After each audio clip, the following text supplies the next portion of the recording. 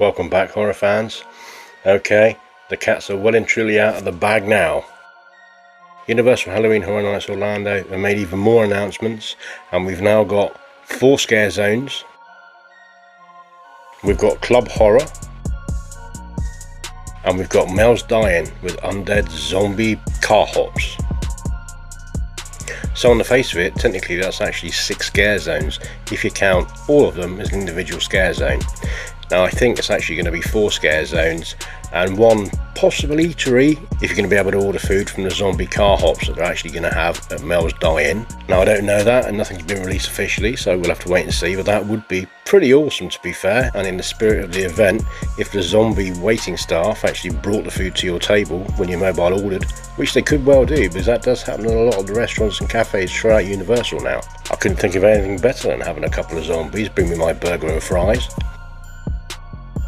And then of course they've announced Club Horror, which I think is going to be a little dance party area. I think that's going to be around near the Fast and the Furious area where the 2 cars are actually parked, over near where Jaws is. I did notice on a video the other day that there's a stage set up there already, so that would be right for a DJ to set up on the actual stage, an undead DJ, and actually host the event, and maybe have some monsters available to dance with, or have a photo taken with, or do a selfie with. The likes of Dracula, Dracula's Bride, Frankenstein's monster, Wolfman, anybody else. Would be absolutely brilliant. Either way, we're going to get a little nightclub area there, so there's going to be disco lights, and there's going to be probably a smoke machine, and there's going to be some banging tunes being played throughout the evening. So yeah, that's going to be a good place to go and get your groove on. And then of course there's the last official scare zone I think they've announced, which is Mutation Toxic 20s. Now generally speaking, they have one of the main scare zones up around about the area where the tribute store would probably be, where last year it was Sinister's Torture Fair. Obviously that's around there where the New York area is, so it would make perfect sense for them to have a 1920s mutant outbreak around the New York area of the park. The theming's great, and of course Louis' Italian restaurant's there as well, so that fits in with the gangster theme that they're actually putting out on the scare zone. Basically it's going to be a scare zone where a BuzzCon truck has crashed carrying some sort of radioactive material into a gangster's car, all hell's broken loose, and we're going to have mutant gangsters and mutant lorry drivers probably walking around. But I prepared a little clip as a taster, and to give you a little bit of insight into potentially what we've got to look forward to. Obviously it won't be like this is just my take on it, but it will give you a taster of a mutant zombie outbreak in 1920s America.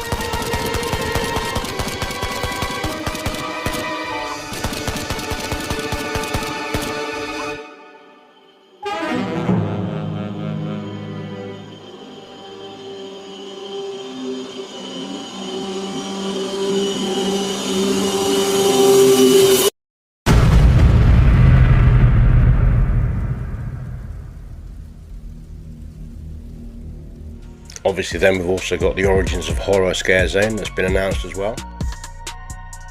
Again, it's been said there's going to be an area where sculptors are going to be sculpting the characters from the actual event this year. So I'm assuming there's going to be some sculptors in there, maybe demons or undead, and they're going to be sculpting Jason Voorhees, possibly Freddy Fazbear, and any of the other characters that are popping up in the houses as well, Hatchet and Chains. And well, who knows, it could be anything that are in there, and possibly some paintings and artwork in there as well. And it's going to be decked out like a conservatory, which is going to be absolutely brilliant.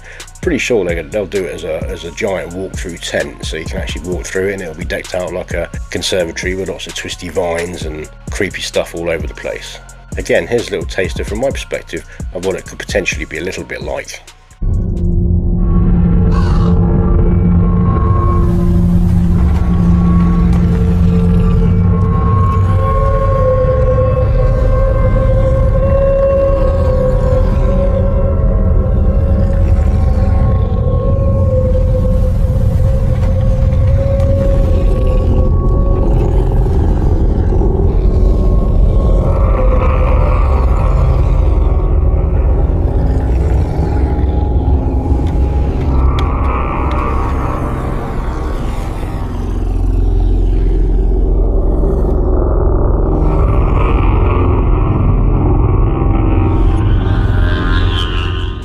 And then of course we've got the Cat Lady of Crooked Lane.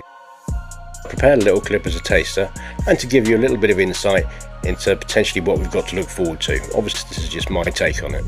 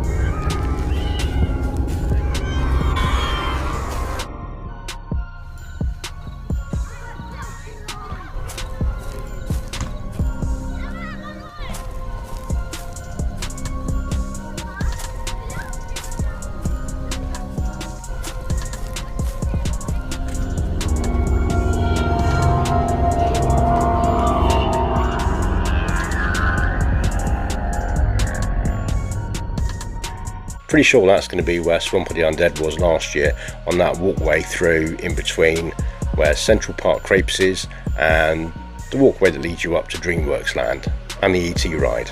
And then of course we've got Masquerade Dance with Death, which I'm holding out for is going to be a fantastic nod to Van Helsing, because that's one of my favourite Dracula orientated films. I think the special effects were very, very good in that, and it features a lot of the fun monsters from the classic monster genre. So again, here's my take on a little taster of what it could be like at a masked ball when the guests are vampires.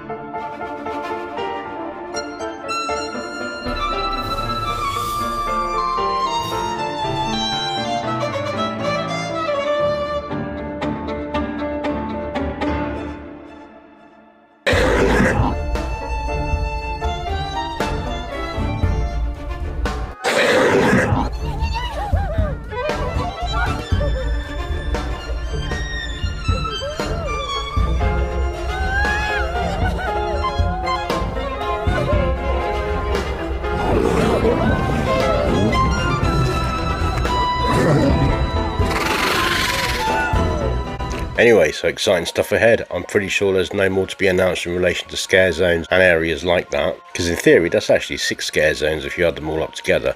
Although technically speaking, I suppose Mel's Dying is not really going to be a scare zone, it's more going to be a themed area. I honestly think Universal are pulling out all the stops this year, and they're making this Halloween Horror Nights one of the best yet. They brought Jason Voorhees back. Freddy Fazbear, I'm still pretty sure is going to be the host of the event, but hey, we're going to wait and find out. Although I must admit, sadly, with the Mutations Toxic 20 Scare Zone, that's going to be around where Louis' Italian Diner is, so I don't think I'm going to get Freddy Fazbear's pizza there, but hey, never mind, not to worry. I'm pretty sure that, as I say, Freddy Fazbear is probably going to be the host of the event, because they did say that Freddy Fazbear and Five Nights at Freddy's is coming in a whole new way. Or they're going to do something totally different and surprise us all. We shall have to wait and see. Hopefully, we won't have to wait too long. Anyway, that sums up the scare zones and the entertainment area, and obviously there's still 1, possibly 2 more houses, assuming Five Nights at Freddy's isn't going to be a house, to be announced. Again, at least 1 I'm pretty sure is going to be an IP house. Based on that picture frame, we still need 1 slot to fill, assuming that Freddy's going to go at the front and centre. So I'm looking forward to the event. I'm going to go and get myself a burger in Mel's Dying and get served by a zombie car hop. Then I'm going to walk through and have a look at all the sculptures that are done by the insanely crazy artists that are going to be in the Conservatory. Then I'm going to avoid slipping up into toxic waste, going through Mutations Toxic 20 Scare Zone. Then I think I'm going to dance the night away for a good 20 minutes with a couple of vampires and maybe a couple of zombies at the Club Horror. Then I shall make my way around to the Cat Lady of Crooked Lane and see what feline festivities are going on down there at Halloween. And finally end up at the Masquerade Dance with Death and try and avoid getting eaten by some vampires. So I'm looking forward to doing all that on August the 29th this year. Subscribe and hit the notify button, and I can take you with me when I'm there on the day, because I'll do some videos, upload them, and you can see exactly what it's like before you go, unless you're there already. If you see me, come and say hi. Anyhow, don't forget to like and share this video to anybody you think might find it interesting. Thanks very much for watching, and it's not too long to Halloween Horror Nights now, so just stay spooky, people, and we're getting there with finding out exactly what it's all about.